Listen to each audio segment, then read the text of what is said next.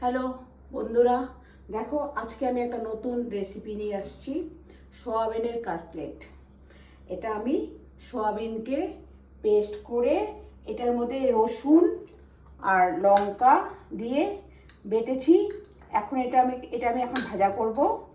এটাকে আমি একটা ডিমকে আমি ফাটিয়ে নিয়েছি, নিয়েই এখন এটা দিয়ে দিলাম। আমি একটা একটা করে ভাজা করবো, কারণ যদি সোয়াবিন খুব সফট হয় তো যদি বাই চান্স ভেঙে যায় আমার এত মেহনত সব চলে যাবে। আমি রান্না করতে একদম ভালোবাসতাম না, এখন কতদিন যাবত রান্না করতে একদম ভালোবাসতাম না, এখন আমি একটু রান্না করতে ভালোবাসি। তাই তোমাদের কাছে আমার এই ভিডিওটা দেখাচ্ছি, তোমরা দেখো। আমি সোয়াবিনের গ্যাসটাকে একটু কমিয়ে দিয়েছি। এটা আমি আস্তে আস্তে করে কাটলেট বানাচ্ছি।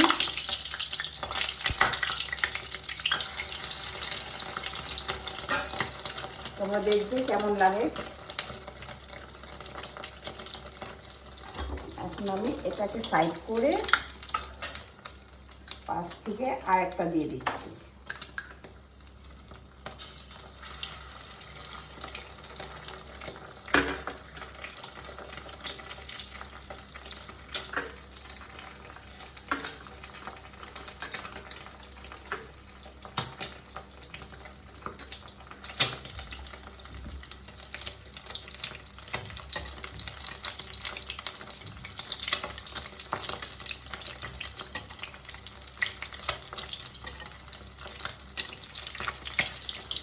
খুব নরম হয় সোয়াবিন, তাই এটাকে একদম একদম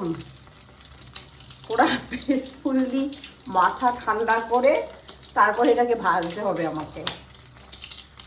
স্পেশালি সব তোমাদের জন্যই বানাচ্ছি রেসিপিটা। এটা সোয়াবিনকে প্রথমে গরম জলে সেদ্ধ করে নেবে।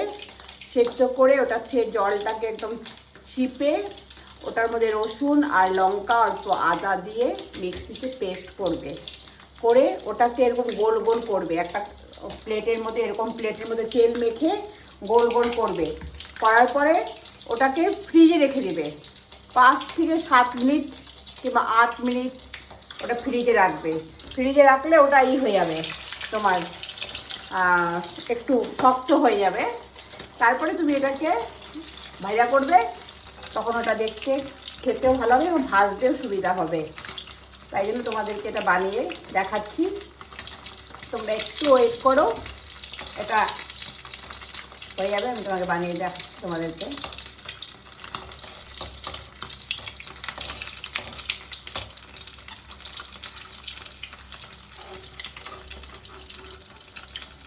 একটা কাটলেট আমি এখন খাবো এখানে।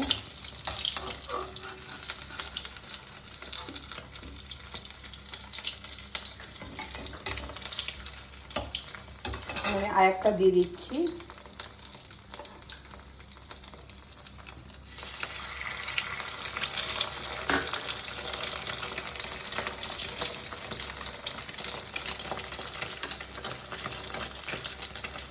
অনেক সময় আমাদের সোয়াবিন খেতে ভালো লাগে না, রোজ দিন সোয়াবিন খেতে ভালো লাগে না। সোয়াবিনে তো অনেক প্রোটিন থাকে।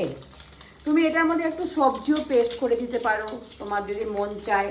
তুমি গাজর দিতে পারো, এটার মধ্যে ব্রোকলি দিতে পারো।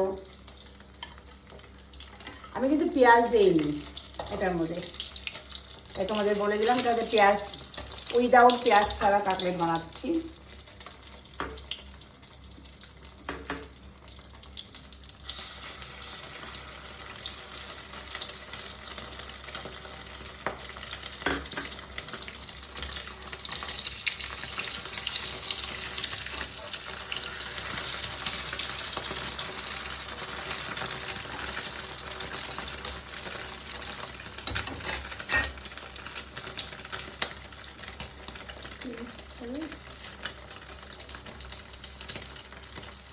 তোমাদেরকে আমি আবার রিপিট করছি একবার, সোয়াবিনের কাটলেট বানাচ্ছি।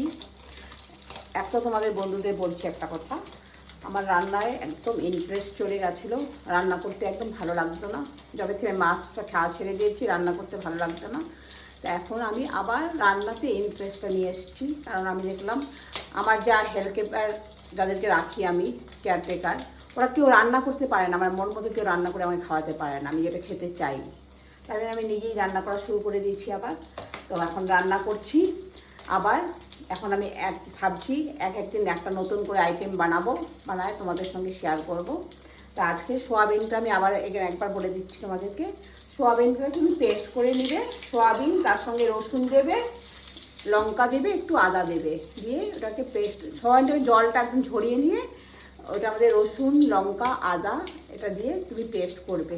লবণ তুমি পরে ওটা নামিয়ে পরিমাণ মতো লবণ দিবে, লবণ দিয়ে ওটার সঙ্গে একটা আলু সিদ্ধ মাখবে, মেখে একটা থালার মধ্যে এরকম তেল লাগিয়ে কিংবা ঘি লাগিয়ে রাখবে। রাখার পর এরকম গোল গোল করে রাখে ডিপ ফ্রিজে রেখে দিবে 5 থেকে 7 মিনিট। তারপরে ওটাকে বের করে ডিমের একটা বানিয়ে ব্যাটার বানিয়ে ওই ডিমে এসে এটা আমাদের চুবিয়ে ভাজবে। তোমার তাহলে সোয়াবিনের কাটলেট হয়ে গেল। তাই সবাইকে আমি পাঠাচ্ছি এটা, সবাইকে গুড আফটারনুন বলে পাঠাচ্ছি। এই যাবে আমি তোমাদেরকে বলে পাঠালাম। সবাই ভালো থেকো। সবাই আমাকে আমার ভালো রান্নাটা ভালো লাগলে আমাকে একটু লাইক করো please. Okay bye, good afternoon.